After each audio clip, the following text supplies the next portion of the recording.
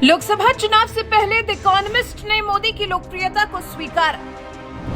The economist ने शिक्षित मतदाताओं और मोदी के बीच कनेक्शन समझाया। मोदी की जीत की हैट्रिक पर भी अंतर्राष्ट्रीय मैगजीन ने अपनी राय रखी। यूके की मैगजीन ने बताया कि क्यों अलग है प्रधानमंत्री नरेंद्र मोदी।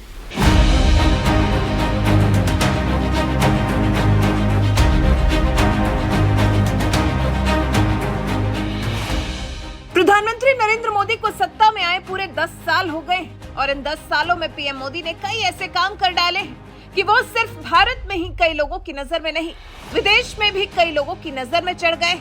ऐसे लोगों की नजर में जो अक्सर पीएम मोदी की कार्यशैली, राजनीति करने के उनके तरीके पर सवाल उठाया करते थे। द इकोनॉमिस्ट भी उन्हीं में से एक था। 2014 में भारत के विनाश और पतन पर शोक व्यक्त करने वाले द इकोनॉमिस्ट के दर्जनों लेखों को आपने पढ़ा होगा। द इकोनॉमिस्ट मैगजीन ही थी जिसने गुजरात दंगों की वजह से मोदी को शीर्ष पद के लिए अयोग्य घोषित कर दिया था। लेकिन अब द इकोनॉमिस्ट के तेवर बदल चुके हैं। अब लगता है जैसे द इकोनॉमिस्ट मैगजीन मोदी की कार्यशैली को समझ गई, तभी तो मोदी के फिर जीत कर आने की गारंटी ले ली है। द इकोनॉमिस्ट ने बता दिया है कि पीएम मोदी क्यों दुनिया भर के सभी नेताओं से अलग है। भारत के कुलीन लोग नरेंद्र मोदी का समर्थन क्यों करते हैं शीर्षक वाले एक लेख में मैगजीन ने लिखा है, 3 कारक वर्ग राजनीति, अर्थव्यवस्था और मजबूत व्यक्ति के शासन के लिए अभिजात्य वर्ग की प्रशंसा ये समझाने में मदद करते हैं कि ऐसा क्यों है। इसे मोदी विरोधाभास करार देते हुए द इकोनॉमिस्ट में कहा गया है, भारत के प्रधानमंत्री को अक्सर डोनाल्ड ट्रंप जैसे दक्षिणपंथी लोकप्रिय लोगों के साथ जोड़ा जाता है। जी, मोदी कोई साधारण व्यक्ति नहीं है और उनके तीसरी बार जीतने की भी उम्मीद है, ऐसा दावा है यूके की मैगजीन का।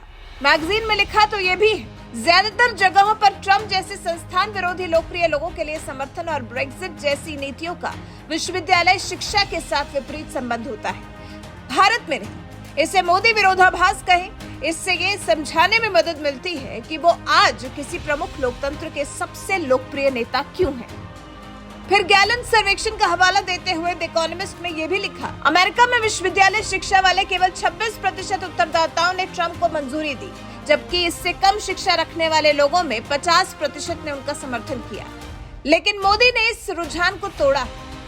फिर प्यू रिसर्च सर्वेक्षण का हवाला देते हुए लेख में ये भी लिखा है, प्राथमिक विद्यालय स्तर से अधिक शिक्षा अर्जित न करने वाले 66% भारतीयों ने साल 2017 में मोदी के बारे में बहुत अनुकूल राय व्यक्त की, लेकिन इससे ऊपर की शिक्षा प्राप्त करने वाले 80% लोगों ने उन्हें अपनी पसंद बताया।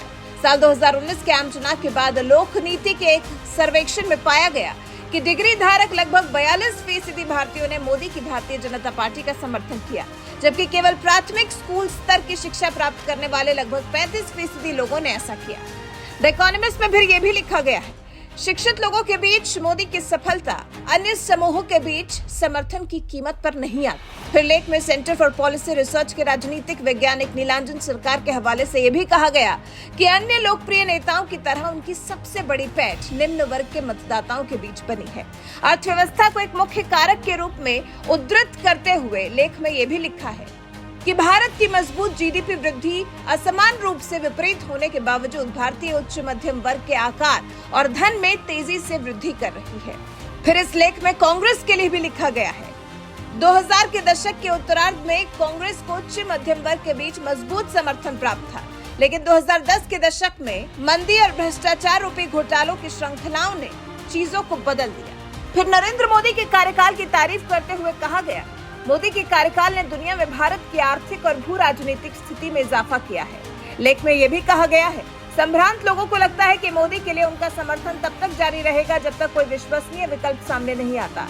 अधिकांश संभ्रांत लोगों ने कांग्रेस और इसके नेता राहुल गांधी पर विश्वास खो दिया है, जिन्हें वंशवादी और पहुंच से बाहर माना जाता है। अब आप ही देख लीजिए, एक तरफ बात कांग्रेस की है, उनके नेता की है, और दूसरी तरफ बात देश के नेता की है, एक ऐसे नेता की जिसने दुनिया में भारत को एक अलग जगह दिलाई है। और ऐसा नहीं है कि विदेशी अखबार ने किसी के कहने पर मोदी समर्थन में इतना बड़ा लेख छाप दिया है। यकीनन मैगजीन ने सब कुछ जांच परख कर ही मोदी के समर्थन में इस तरह का लेख लिखा होगा, और साथ ही कांग्रेस की क्या जगह है वो भी बता दिया। वैसे आप द इकोनॉमिस्ट के पीएम मोदी के लिए जाहिर किए गए विचारों के बारे में, या फिर कहें कि पिछले 10 साल में बदले मिजाज के बारे में क्या कुछ कहना चाहेंगे, कमेंट कर जरूर बताएं।